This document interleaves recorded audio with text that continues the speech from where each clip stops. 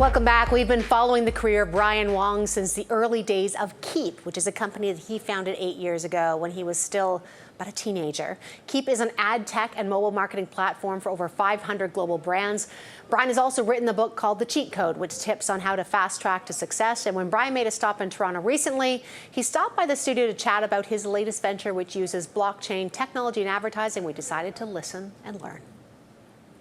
Blockchain, a lot of times folks misinterpret it as related to cryptocurrencies and Bitcoin and Ethereum, but cryptocurrencies aren't the only thing running on blockchain. Blockchain as a technology is really summarized as sort of ledger technology, decentralized ledger technology. Essentially, you can use it as a ledger. You write data onto it, and the whole point is that it's immutable. You can't change it after the fact, which has a lot of implications. So anytime you have unique data or unique thing of something, which obviously for cryptocurrencies was of the coin or of the Ethereum or of the Bitcoin, you would want to write it onto that ledger. Now in advertising, a lot of issues are currently at play, right? There's a lot of lack of transparency. A lot of brands don't know where their dollar is going when they're spending it.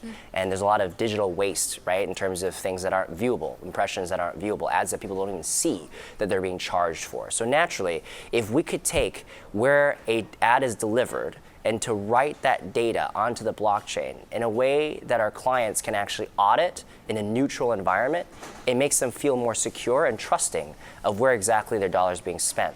So that any type of marketplace where it's very opaque, where there's lack of trust, there's a lot of middlemen that are there because people don't trust each other, which by the way sounds a lot like a lot of different industries. Advertising is a very big example of that, and so we felt that using that as a use case, just to show where their dollar is going, was going to be good enough as a pilot, and we did that with our client. It's interesting because if I think about being, a little older than you, but I think about, advertising and broadcast, which was completely, not very trackable. I mean, it was something you sent out to the world and there was proxies made for who's watching what.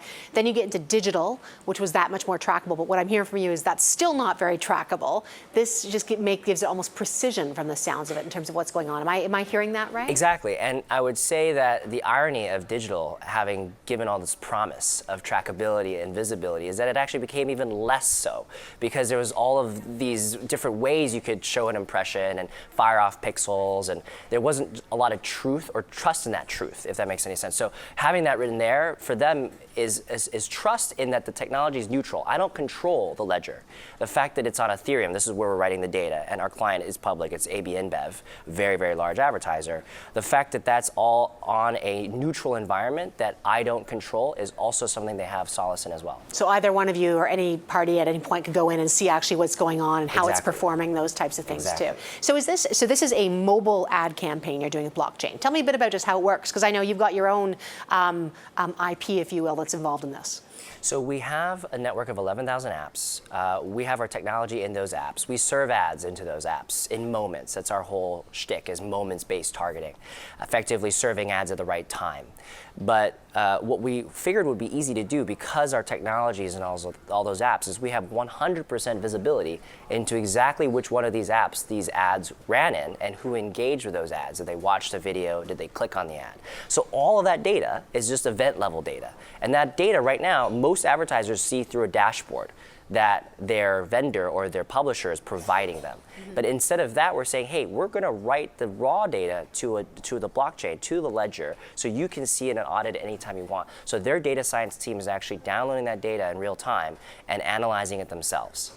Does that put all the power? Does it shift the power out of the person who's helping create these ads to the people who are buying them? I mean, it does. Ultimately, that's what it is. Yeah. So how does that transform things? Because that seems momentous. It is. It transforms it a lot because the advertiser has always been trying to reclaim power, right? And it's funny, even though they try to do that by, for example, programmatic as a technology, which has become the dominant way of buying advertising, still Facebook and Google, and I will mention them, have been the large arbiters of that ability to buy. So the trust factor is still very lacking, obviously, given all the different controversies that some of those companies have gone through the last couple of years.